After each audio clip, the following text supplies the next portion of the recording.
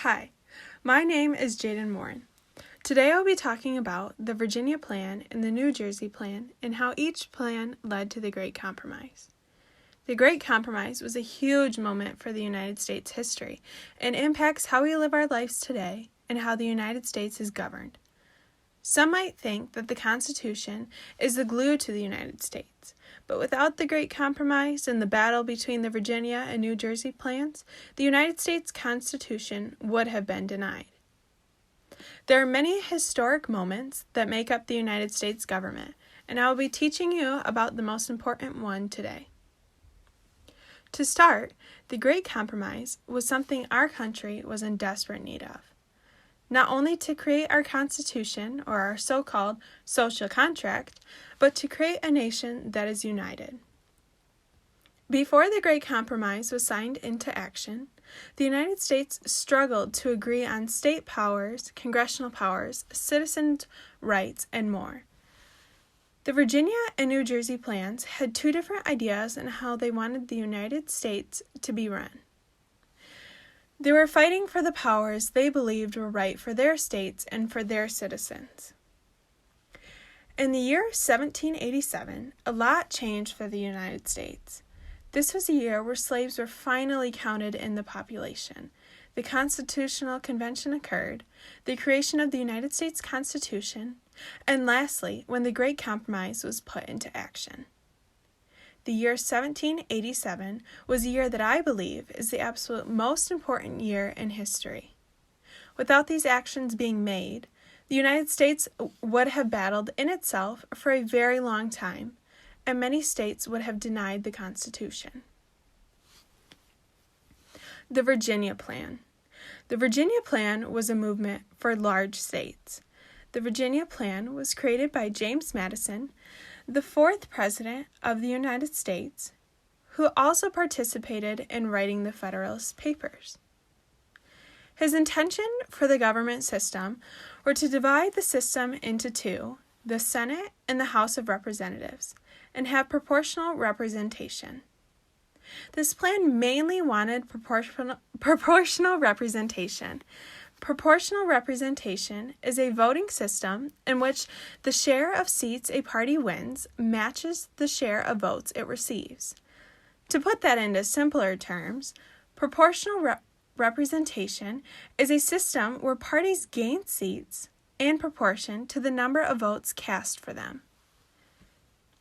The Virginia Plan also wanted a bicameral legislature.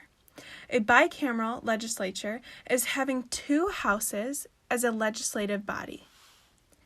The plan called for two-house representation because they wanted representation based on population and wealth, which is something a lot of smaller states don't have. As one could imagine, this plan scared smaller states because they were less populated and were not as wealthy as the large states. The wants and needs of the Virginia Plan were very direct in benefiting large states and wanted a strong national government. In the idea of a strong national government, the Virginia Plan wanted three branches: the legislative, executive, and judicial, just like the United States government system has today. Now this photo shows what a bicameral legislature looks like. The United States Capitol, where the Congress is split up into two, the House of Representatives and the Senate. The House of Representatives is in charge of making and passing federal laws. The state constitutes the legislature of the United States. The Senate. To continue with the Virginia Plan, wanting to create a three-branch government system would allow all powers in the government to be equal, with all branches having separate powers that help run the United States government. The legislative branch is in charge making the laws, declaring war, regulating interest and foreign commerce, and has control of spending and taxation.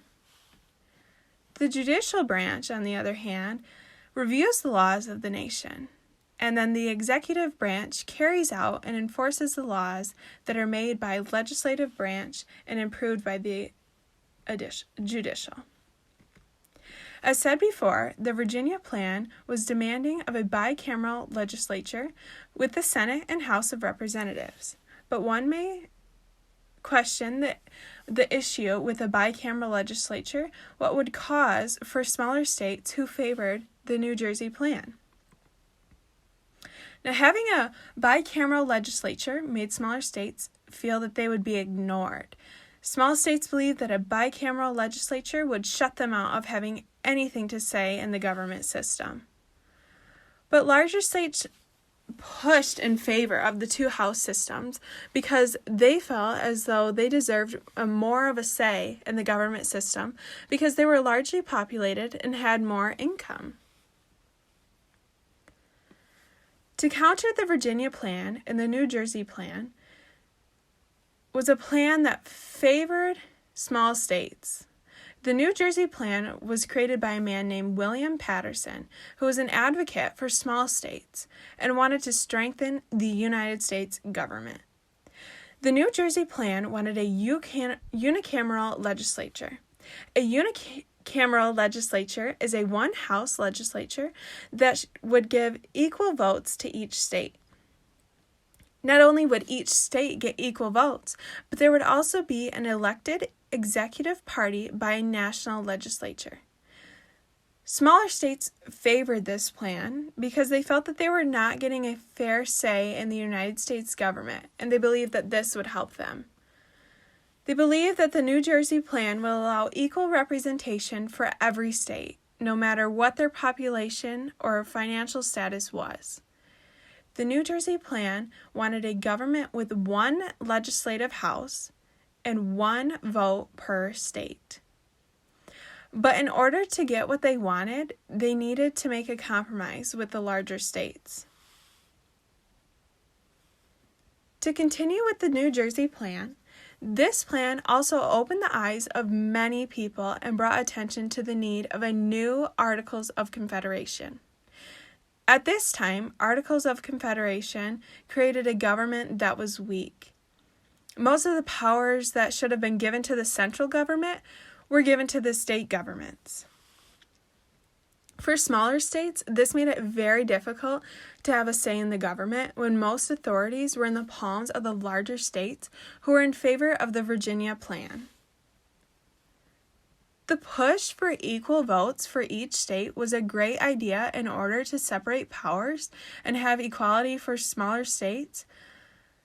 And a single vote rule is still used today in the United States government when determining the next president of the United States. Each state only receives one vote in the House selection, and a majority of the state's vote, 26 out of 50 states, is needed to elect the next president. Besides the one-vote rule that the New Jersey Plan fought for, they also wanted to raise revenue. The plan that was added to the Articles of Confederation with the addition of raised revenue and to regulate commerce and foreign affairs. Now this here is a cartoon representation of the Virginia Plan and the New Jersey Plan agreeing to disagree. Now this agreement to disagree led to the Great Compromise, which I'll be talking about in just a few moments. The New Jersey Plan says they want a one-house legislature with equal representation.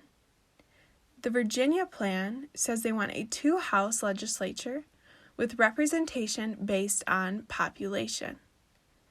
And they agree to disagree, and out pops the Great Compromise, where there is a two-house legislative representation based on population.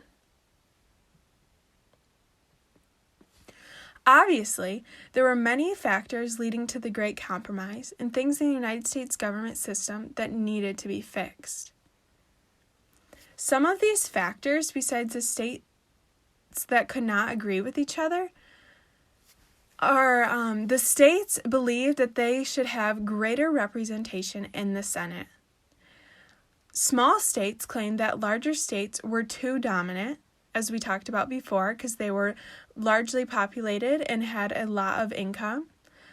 small and large states said if they did not get their way in their plans, that they would deny the Constitution from being put into action. And of course, the battle between equal representation and congressional representation. Now, all of these are factors that led to the Great Compromise and are reasons why we needed to have a Great Compromise, because of the Virginia Plan and New Jersey Plan just could not settle upon an agreement.